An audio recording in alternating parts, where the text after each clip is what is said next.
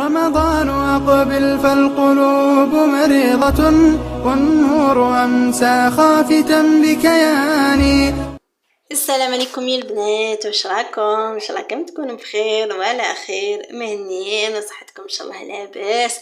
مرحبا بكم في نهار جديد، فيديو جديد اللي جيت نشارك معكم طاولة تاع اليوم 18 من شهر رمضان الكريم. نتمنى ان شاء الله وصفاتها ينالوا الاعجاب تاعكم. وقبل ما نبداو نرحب بكل اخت جديده تزور اول مره قناتي، نقول لك مرحبا بك اختي. الا عجبك المحتوى تاعنا لا تنسايش الاشتراك وتفعيل زر الجرس هكا بيوصلك كل جديد. ونشكركم كامل على التعليق المحفزه اللي تدخلوها لي في الفيديوهات. ونبداو الفيديو تاعنا بالصلاه والسلام على سيدنا محمد عليه افضل الصلاه والسلام، ونقول لكم فرجه ممتعه. وهنا خياتي رايحه نحضر حساء تاع العدس الاصفر بالخضر. هنا في طنجره كنت حطيت شويه تاع الزيت مع كميه تاع البصل اللي قطعتها فقط يعني عشوائيه، ومن بعد حنرحي كلش خليتها ذبلت لي شويه. ومن بعد ضفت ايضا حبه تاع الجزر، نص حبه تاع الطماطم، حبه صغيره تاع البطاطا مع حبه صغيره تاع القرعه قطعتهم عشوائيين. ضفت ايضا زوج سنه تاع الثوم وخليتهم زادوا تقلوا لي شويه. ومن بعد ضفت الكميه تاع العدس. وهنا رايحه نحط الملح وفلفل اسود، نمرق الطنجره تاعي ونغلق عليها ونخلي الكل يطيب لي. ومن بعد ما طيب لي نرحيها ونزيد نخليها تعاود تغلى لي شويه هكا. على بالكم كي نرحوها تكون فيها شويه تاع لي غاز هكا باش ما تضرناش. نعاود نخليها تغلى لي شويه وتكون لاصوب تاعي جاهزه.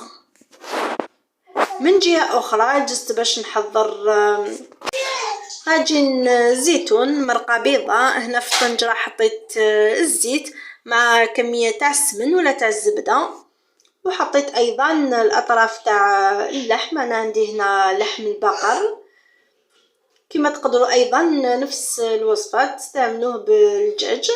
خليته تقلى مليح تتحمر لي كما كنتوا تشوفوا باه يجيني بنين. وضفت ايضا حبه تاع البصل اللي كنت رابيتها، نزيد نخليها تقلى لي مليح. وضفت ايضا ثلث سنه تاع الثوم اللي قسمتهم كل سنه على زوج فقط وحطيتهم لداخل. حطيت ايضا كميه تاع الجزر اللي قطعتها دوائر مع كميه تاع الزيتون اللي كنت درته في الماء، خليته مده هكذا ومن بعد نحيته من الماء وشللته. نضيف ايضا فلفل اسود، الملح نديرو بالنا لان الزيتون مالح، الكركم وجنجبر او سكنجبير.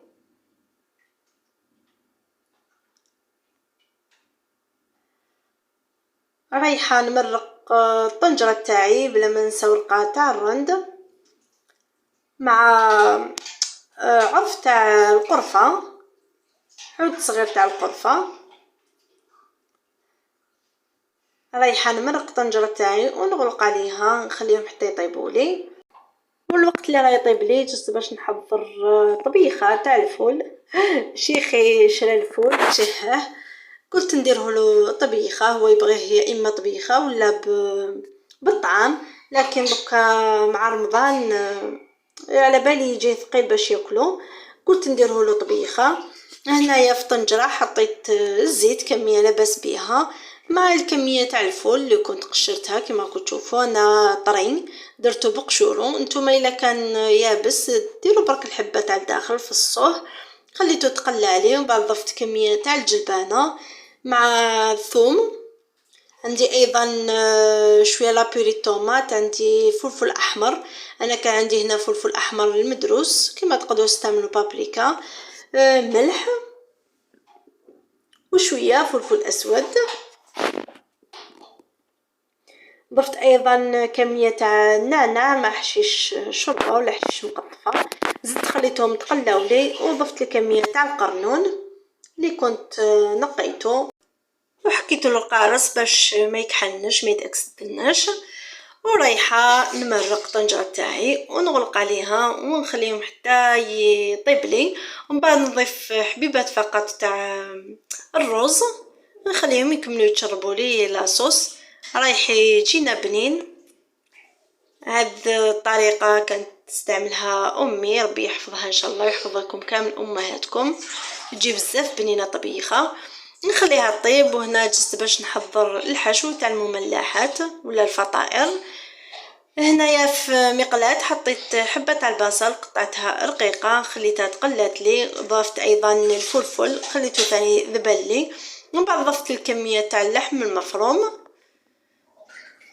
ونحط لهم الملح، فلفل اسود، وعندي انا كاري تاع الدجاج، ولا تستعملوا الا ما عندكمش كاري تقدروا تستعملوا الكركم، لكن الكاري راح يجي بنين بزاف في هذه المملحات. خليتهم يطيبوا لي حتى ينشفوا لي من السوائل، ومن جهه اخرى جيت ومن بعد نخليها تبرد لي. من جهة أخرى هنايا جيت باش نحضر العجينة اللي كنت حطيت نص كاس تاع الماء، ضفت أيضا ملعقة كبيرة تاع الزيت نباتية، عندي أيضا الملح، شوية تاع السكر، وبديت نخلط فيهم. ضفت أيضا حوالي نص ملعقة صغيرة تاع خميرة الحلويات، أنا درت هنا كمية صغيرة فقط، ونبدا نضيف الفرينه حتى تحصل العجينه تكون طريه ما تلاصقش في اليد. شكلتها كويرات، انا جاوني هنا 6، ومن بعد خليتها ريحت لي وبديت نشكل فيهم. بقى شد الكويره الاولى، ضفت الفرينه، حطيت الفرينه وحليتها، ومن بعد حطيت الفرماج. نتوما استعملوا اي فرماج عندكم، انا كان عندي فرماج تاع سندويتشات، ونحط الحشو تاعي ونغلق عليها، نبز عليها مليح بصبعتي هكا باش ما تنحليش كي نكون طيب فيها. وهنا في مقلاة اللي كنت سخنتها مقبل نحط الفطائر تاعي ونطيبهم من الفوق ومن التحت، ومن بعد نزيدهم في الجوانب هكا باش ما يبقاوليش الجوانب معجنين. نكمل كامل الكمية اللي عندي بنفس الطريقة، ونتلاقوا ان شاء الله ونشوفوا الكل في طبق التقديم. وهنا بعد ما طابوا الوصفات اللي حضرناهم مع بعض، هذه هي الطاولة تاعنا المتواضعة نهار 18 من شهر رمضان مع شيخي العزيز ربي يطول في عمره ان شاء الله. هذا هو طاجين زيتون يجي بزاف بنين، مرقه بيضاء زينته هنا بالمعدنوس مع الطبيخه اللي عجبت بزاف شيخي ويبغيها. الفطائر ايضا جو بزاف بنان، شيخي عجبوه كلا منهم بصحته، خاصة الكالي اللي استعملنا في الحشوة طاهم ذوق بزاف بنين. وبهذا نكون وصلت خياتي معكم نهاية هالفيديو، نتمنى ان شاء الله كنت خفيفة ظريفة عليكم.